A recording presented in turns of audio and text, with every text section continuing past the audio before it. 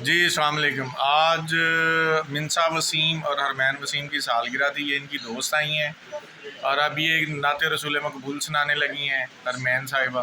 चलें।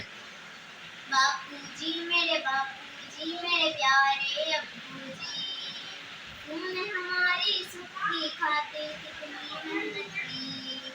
बापूजी मेरे प्यारे अब्बूजी, तुमने हमारी सुख की खातिर कितनी मेहनत की।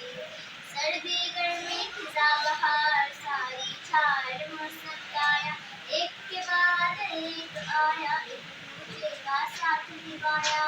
पर तूने बापू 12 महीने तरह मेहनत की।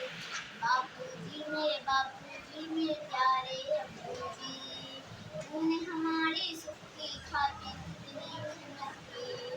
रूठा जो मुझसे तू मेरे बाबा, पूरा न हो कोई ख्वाब इरादा, छूटा मेरे हाथों से बसना, बिखरा मेरा हर एक कायदा। रूठा जो मुझसे तू मेरे बाबा, पूरा न हो कोई ख्वाब इरादा, छूटा मेरे हाथों से बसना, बिखरा मेरा हर एक कायदा।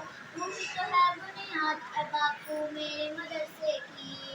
बापूजी मेरे प्यारे अब्बूजी, तूने हमारी सुख की खातिर कितनी मेहनत की। माशाल्लाह। मिनसा आप सुनाओ ज़रा।